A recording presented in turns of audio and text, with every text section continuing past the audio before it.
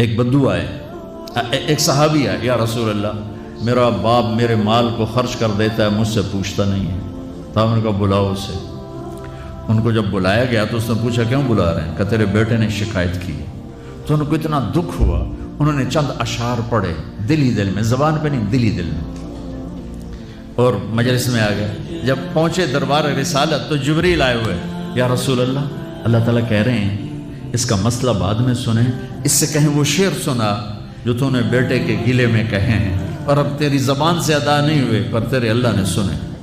تو آپ نے اس سے فرمایا اچھا بھائی تیری گل تو میں بعد سنوں گا، تو پہلے وہ میں نے شعر سنا۔ انہوں نے کہا اشہد انک رسول اللہ، میں گواہی دیتا ہوں آپ اللہ کے رسول ہیں۔ یا رسول اللہ میں نے دکھ میں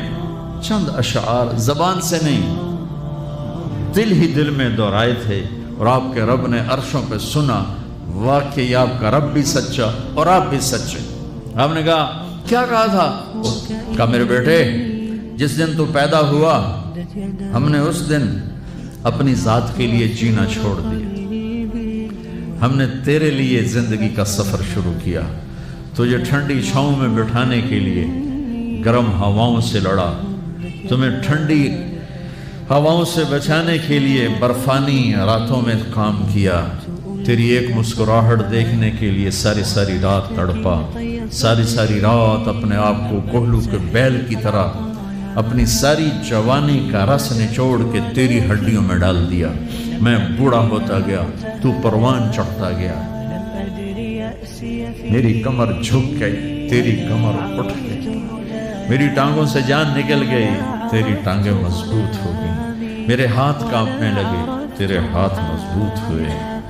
میں لڑکھنانے لگا، تو اترانے لگا، تو مجھے خیال آیا کہ جیسے میں اس کے لیے دھکے کھاتا تھا، اس کی زندگی کی دعائیں مانگتا تھا، اس کے لیے تڑپتا تھا، چلو آج میرا یہ سہارا بنے گا۔ لیکن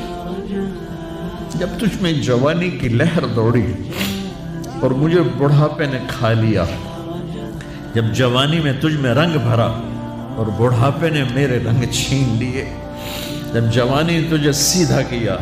بڑھاپے نے مجھے ٹیڑھا کر دیا، کمر جھکا دی،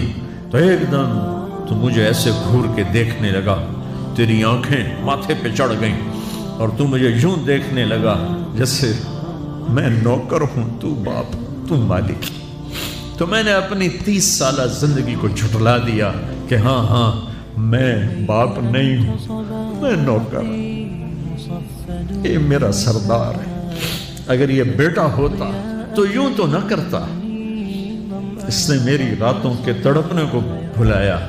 میرے گرمی سردی سے لڑنے کو بھلایا، کولو کے بیل کی طرف میرے چکر کاٹنے کو بھلایا، اپنی خوشیوں کو دفن کر دیا اپنے سینے میں، قبرستان بنا دیا اپنے سینے کو، اپنی خواہشات کا اور اپنی خوشیوں کا، اور آج تو مجھ سے ایسے بات کرتا ہے جیسے میں نوکر ہوں اور تو میرا آقا ہے۔ اچھا میرے بیٹے میں نوکر سہی، تو سب، پر میں تیرا پڑوسی تو، بندہ پڑوسی سے پوچھ ہی لیتا ہے کیا حال ہے، کوئی ضرورت تو نہیں، اتنا ہی پوچھ لیتے۔ دیکھو میں آج رو رہا ہوں، یہ بڑے دردناک اشعار ہیں، میری اردو میں اتنی وسعت نہیں ہے کہ میں ان اشعار کا درد سمجھ سکوں اردو کے الفاظ میں، لیکن اتنا بتاتا ہوں کہ میرے نبی روتے روتے ہچکی لگ گئی، اتنا روئے۔ اور آپ نے اس بچے کے گریبان کو یہاں سے پکڑ کر دفع ہو جا، میری نظروں سے دور ہو جا، انت و مالک لابی، تیرا سب کچھ تیرے باپ کا ہے، یہی باپ آج تمہارے ہاتھوں ذلیل ہو رہے ہیں۔